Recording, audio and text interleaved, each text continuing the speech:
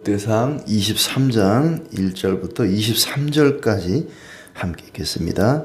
다윗이 나이가 많아 늙음에 아들 솔로몬을 이스라엘 왕으로 삼고 이스라엘 모든 방백과 제사장과 레위 사람을 모았더라. 레위 사람은 30세 이상으로 계수하니 모든 남자의 수가 38,000명인데 그 중에 24,000명은 여호와의 성전의 일을 보살피는 자요 6,000명은 관원과 재판관이요 4,000명은 문지기요 4,000명은 그가 여호와께 찬송을 드리기 위하여 만든 악기로 찬송하는 자들이라. 다윗이 레위의 아들들을 게르손과 그핫과 무라리에 따라 각 반으로 나누었더라. 게르손 자손은 라단과 시므이라. 라단의 아들들은 우두머리 여히엘과 또 세담과 요엘 세 사람이요 시므이의 아들들은 슬로밋과 하시엘과 하란 세 사람이니 이는 라단의 우두머리들이며 또 시므이의 아들들은 야핫과 시나와 여우스와 브리아이니 이 네 사람도 시므이의 아들이라. 그 우두머리는 야하시요 그 다음은 시사며 여우스와 브리아는 아들이 많지 아니하므로 그들과 한 조상의 가문으로 계수되었더라. 그아스의 아들들은 아므람과 이스할과 헤브론과 우시엘 네 사람이라. 아므람의 아들들은 아론과 모세이니 아론은 그 자손들과 함께 구별되어 몸을 성결하게 하여 영원토록 심히 거룩한 자가 되어 여호와 앞에 분향하고 섬기며 영원토록 그 이름으로 축복하게 되었느니라. 하나님의 사람 모세의 아들들은 레위 지파 중에 기록되었으니 모세의 아들은 게르솜과 엘리에셀이라. 게르솜의 아들 중에 스부엘이 우두머리가 되었고 엘리에셀의 아들들은 우두머리 바라. 엘리에셀에게 이 외에는 다른 아들이 없고 르하바의 아들들은 심이 많았으며 이스할의 아들들은 우두머리 슬로밋이요 헤브론의 아들들은 우두머리 여리야와 둘째 아마랴와 셋째 야하시엘과 넷째 여가무함이며 우시엘의 아들들은 우두머리 미가와 그 다음은 이시야더라. 무라리의 아들들은 마흘리와 무시요 마흘리의 아들들은 엘라살과 기스와 엘라살이 아들이 없이 죽고 딸만 있더니 그의 형제 기스의 아들이 그에게 장가들었으며 무시의 아들들은 마흘리와 에델과 여레못 세 사람이더라. 아멘. 네, 오늘도 주님 은혜 가득하기를 진심으로 축복합니다. 21장은 성전을 짓기 위한 부지, 땅을 마련하는 일이었고 오르날의 타작마당을 금 600세겔을 주고 매입하게 되죠. 그리고 이제 22장은 거기에 필요한 성전 건축에 필요한 여러 가지 재료와 또 인력을 갖추는 준비하는 그런 내용입니다. 다윗이 성전 건축을 위한 모든 준비를 마친 다음에 그 안에서 일할 제사장에 대한 이야기를 하고 있습니다. 레위인, 이 제사장과 레위인들의 인구를 조사하고 그들의 직무를 이제 분배하는 그런 내용인데, 역대상은 많은 내용이 생략되어 있다 그랬죠. 다윗이 나이 많아 늙음에 아들 솔로몬을 이스라엘 왕으로 삼고, 딱 한 절로 되어 있지만 사실 솔로몬이 왕이 되기까지 굉장히 어려운 많은 일들이 있었습니다. 아도니아가 사실은 왕이 되려고 하는 그런 모반이 있었는데 그걸 정리하는 일도 있었고, 솔로몬이 다윗이 죽고 난 뒤에도 곧바로 솔로몬이 이게 왕으로 등극하는 것도 아니고 여러 가지 어려운 일이 많았습니다만, 일단 다윗은 자기가 죽고 난 다음에 후계 다툼이 없도록 솔로몬을 왕으로 지명을 합니다. 확실하게 솔로몬을 왕으로 삼은 다음에 모든 방백들, 지도자들이죠, 제사장과 레위 사람을 모아서 그들이 해야 할 일들에 대해서 이야기합니다. 분명하게 솔로몬이 왕이다, 내가 왕으로 지명한다, 이렇게 못을 박아야겠죠. 백성의 지도자들 앞에 그것을 확고하게 한 다음에 제사장과 레위 사람을 모았다. 이 제사장과 레위 사람들에 대한 이야기를 하는 것은 성전이라고 하는 것이 건물만 있어가지고는 안 되잖아요. 성전을 짓는 목적은 하나님을 섬기기 위해서, 하나님을 예배하고 하나님을 섬기기 위한 건물이지 그냥 건물 그 자체만을 위한 집은 아닙니다. 하나님을 그 집에 모시기 위해서 건물을 짓는 것이 아니라 사실은 이스라엘 백성들이 그 건물을 통해서, 성전을 통해서 하나님을 섬기고 하나님과 화목함을 이루기 위한 것이죠. 그러니까 그 성전이라고 하는 건물은 하나님의 집이라고 불리우지만은 하나님을 위한 집이 아니라 백성을 위한 집입니다. 백성들이 그 성전에서 하나님께 제사 드림으로 하나님과 만나고 하나님을 섬기고 죄를 사함받고 하나님과 화목하게 되는 하나님의 축복을 받는 건물이지 단순히 하나님이 그 집 안에 사는 것은 아니잖아요. 그러니까 성전도 제사장이나 레위인이 없으면 소용이 없습니다. 성전보다 중요한 것이 사실은 그 안에서 하나님을 섬기는 제사장, 레위인, 이 사람들이 중요한 거예요. 그래서 성전 건축 준비를 마친 다음에 이제 레위인이 해야 할 일들에 대해서 이야기하고 있습니다. 레위 사람을 이제 계수했더니 30세 이상 레위인이 총 38,000명이었다. 그 중에 24,000명은 성전의 일을 보살피는 사람이었다. 성전의 일을 보살핀다는 것은 제사장을 도와서 이제 백성들이 짐승을 끌고 오면, 제사들이 끌고 오면은 그 짐승을 죽이고 또 그 죽인 짐승을 물로 씻고 또 그것을 뭐 제단 위에 이제 갖다 올리기도 하고 피를 뿌리기도 하고 뭐 제사장이 하는 일이지만 레위인들이 또 돕는단 말이죠. 그 일들을.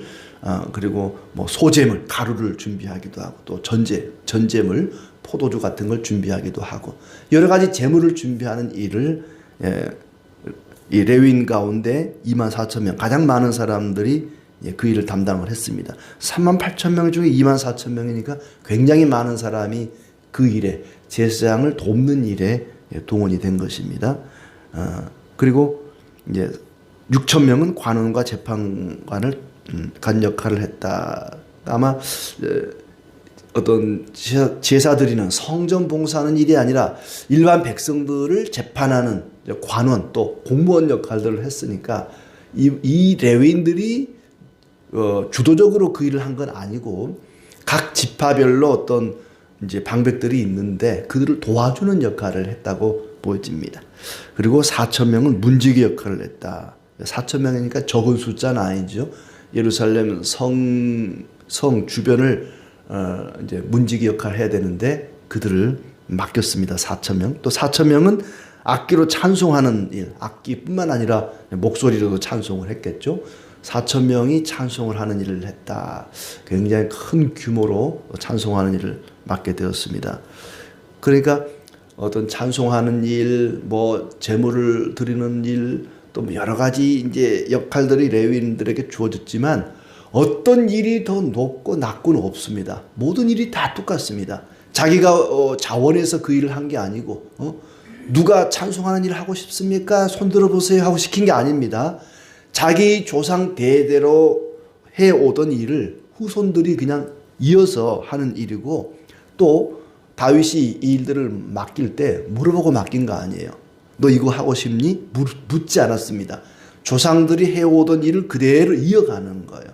부모가 해오던 하나님 섬기는 일을 계속 자녀가 이어간다면 참 그 축복이고 귀한 일입니다.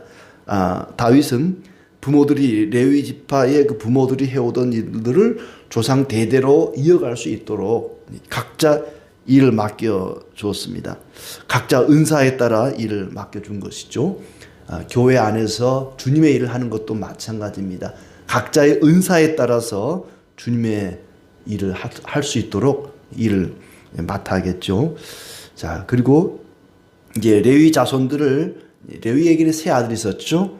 게르솜, 그핫, 고핫이라고도 부르고 또 게르솜은 게르손이라고도 불리우는데 게르손, 그핫, 무라리 세 자손이 있었는데 그 자손에 따라서 이제 각 반으로 나눴습니다. 7절부터 11절은 게르손 자손, 라단과 시므이를 비롯해서 쭉 게르손 자손이 나오고 12절부터 20절은 이제 그핫의 아들들 아므람, 이스할, 헤브론, 우시엘, 이렇게 그 자손들이 쭉 소개가 되고 있고, 그 가운데 이제 아므람의 아들은 아론과 그 자손들이 있었는데 영원토록 심히 거룩한 자가 되어 여호와 앞에 분향하고 섬기게 되었다. 영원토록 그 이름으로 축복하게 되었다.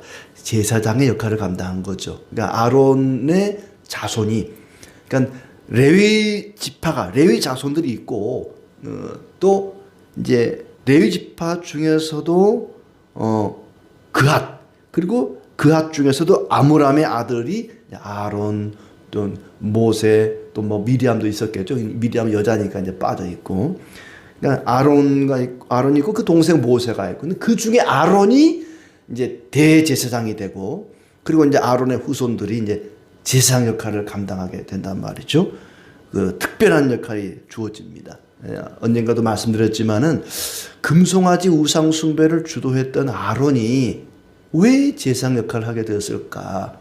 모세같이 출중한 훌륭한 사람이 있는데 왜 모세와 그의 후손들이, 자손들이 제사장하지 않고 왜 부족함이 많은, 죄가 많은 아론을 시켰을까? 하나님의 특별한 섭리입니다. 하나님은 죄인 일을 할지라도 또 그런 일을 맡기죠. 다윗도 마찬가지고 아브라함도 마찬가지고 모세도 완벽한 건 아니죠.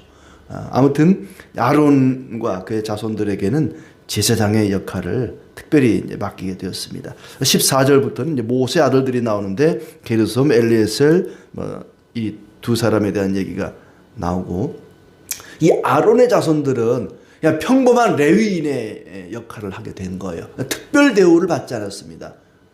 모세가 이거 너무 하나님 불공평합니다. 내가 이렇게 훌륭한 일 했는데 우리 자손들에게 제사장 맡겨주셔야지. 우리 왜 형님에게 맡깁니까?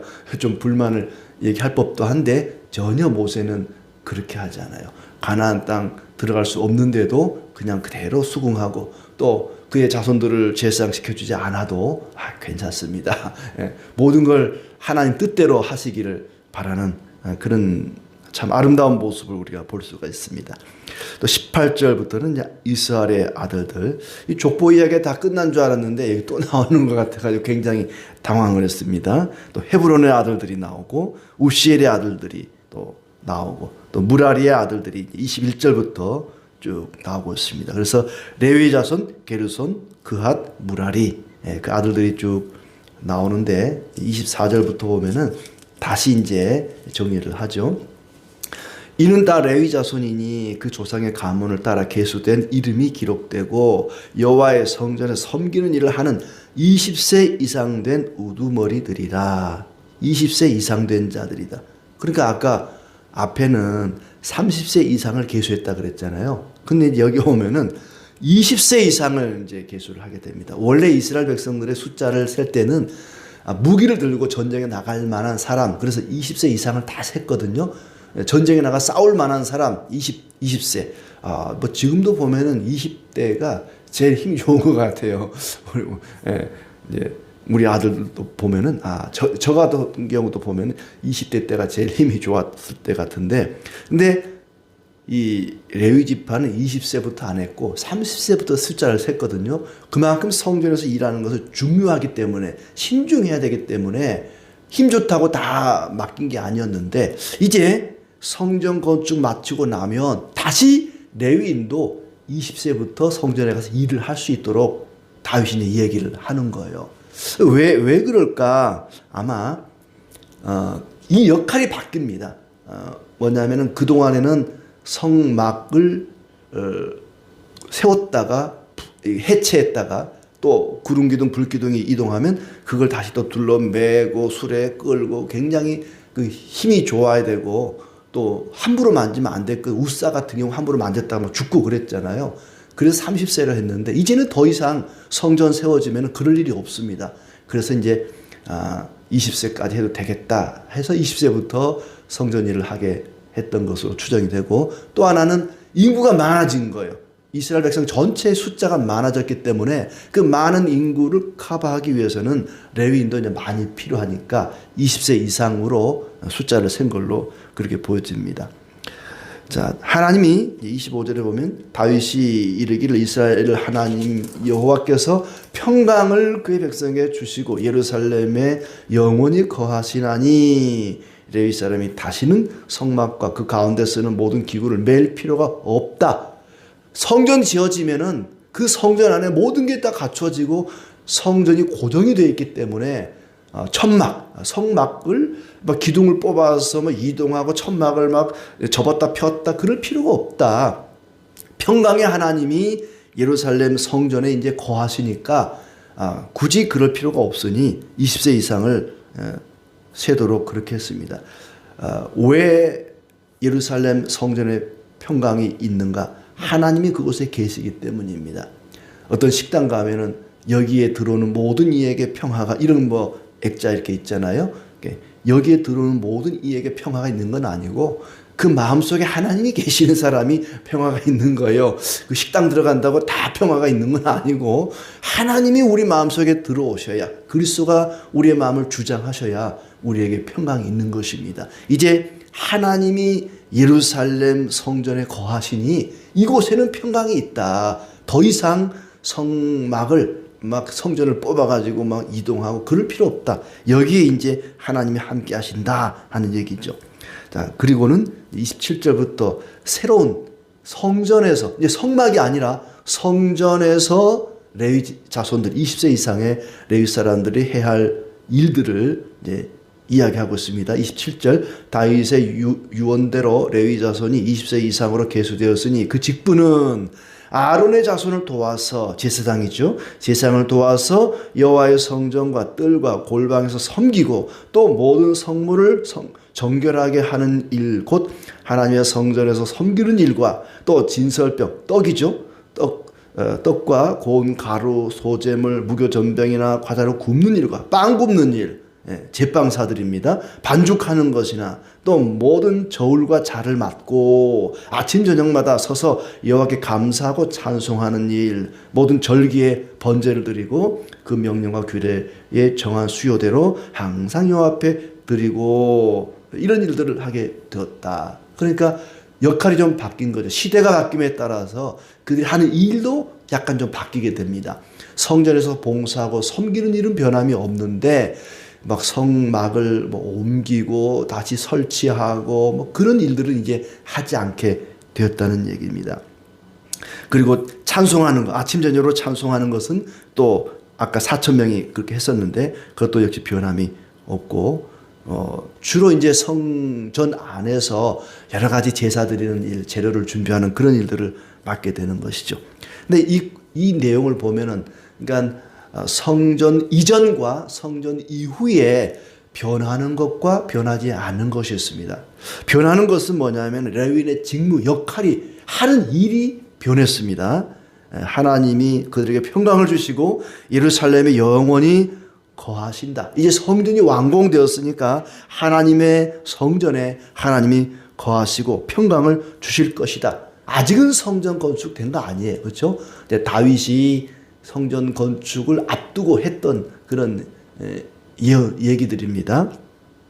평화의 시기가 도래하게 될 것이다. 새로운 시대가 열리게 될 것이다. 더 이상 성막의 시대가 아니라 성전의 시대가 열리게 되고 하나님은 그 성전에 거하게 될 것이다. 전쟁의 시기가 그치고 평화의 시기가 도래할 것이다. 그 평화의 시기가 도래하거든 20세 이상 레위인들이 성전에서 이런 일들을 해야 된다. 변화된 시대에 맞게 각자의 역할을 감당해야 된다. 더 이상 성막과 그 안에 있는 기구들을 이동하거나 움직이거나 해체하거나 조립하는 일을 하지 않습니다. 힘들게 하지 않아도 이제 할 수 있는 그런 일들이죠.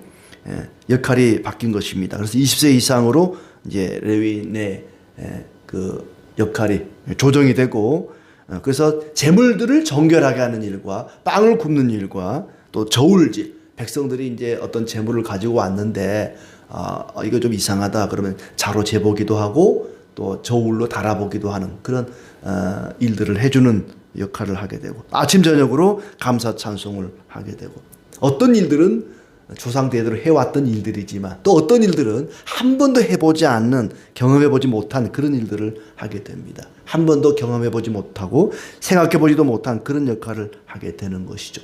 시대가 바뀜에 따라 역할이 변했습니다. 그러나 변하지 않는 것이 있습니다. 그것은 바로 하나님을 섬기는 일입니다. 하나님을 예배하는 것이죠. 24절 말씀에 레위자손 그 조상의 가문을 따라 계수된 이름이 기록되고 여호와의 성전에서 섬기는 일을 하는 20세 이상 우두머리들이라. 하나님을 섬기는 일, 하나님을 섬기는 일은 변함이 없습니다. 그 뒤에도 계속해서 하나님을 섬기는 일이라는 표현이 많이 나오죠. 시대가 바뀌어도 하나님을 예배하는 것은 달라지지 않습니다. 시대가 바뀜에 따라 예배하는 방식이 조금씩 달라질 수 있습니다. 코로나 이후에는 우리가 비대면 온라인 예배하고 또 우리가 한 번도 겪어보지 못한 그런 일들도 있지 않았습니까? 앞으로도 또 어떤 방식의 예배가 있을지 모릅니다. 시대가 달라짐에 따라 약간의 예배 방식은 바뀔 수 있습니다만은 하나님을 예배하고 하나님을 감사 찬송하고 섬긴다고 하는 것만큼은 틀림이 없습니다. 물론 그 방법이 비대면으로 예배하는 것이 옳으냐 그르냐는 여러 가지 논란의 문제가 있습니다만은 구약 시대든 신약 시대든 하나님을 섬기고 진실한 마음으로 하나님을 경외하는 것만은 변함이 없습니다. 신약 시대는 이제 그 성전 자체가 이제 또 사라져 버리고 성전이신 그리스도가 오시게 되고 그리스도가 함께하는 우리 자신이 성전이 되고 우리 자신이 제사장이 됩니다. 우리가 성전이고 성도들이 제사장 아니겠습니까? 이렇게 시대가 바뀌어서 예배하는 방식이 달라질 수 있습니다만은 하나님을 섬기고 예배하는 것은 달라질 수가 없습니다. 항상 어떤 환경 속에서도 마음을 다하여 하나님을 예배하고 섬기고 감사 찬송하는 우리의 삶이 되길 바랍니다. 다윗이 왕이 된 다음에 이렇게 왕으로서 영토를 확장하고 왕권을 확립하고 그런 일도 중요하지만 그 어떤 것보다도 하나님을 섬기는 것을 최우선으로 삼고 성전을 마련하고 거기에 필요한 모든 것들을 준비하고 그 안에서 일할 레위인 제사장들이 해야 할 일들을 이렇게 잘 정리를 해 주었던 것입니다. 포로에서 돌아온 이스라엘 백성들에게 다윗이 그랬던 것처럼 우리가 진실한 마음으로 하나님을 섬기자. 비록 시대가 바뀌고 환경이 바뀌었지만 온전한 마음으로 다윗과 같은 그 마음으로 하나님을 섬기자. 이런 의도에서 주시는 말씀입니다. 이 말씀을 우리 마음에 새기고 오늘도 온전한 마음으로 신실한 마음으로 하나님 잘 섬기는 우리의 삶이 되기를 축복합니다.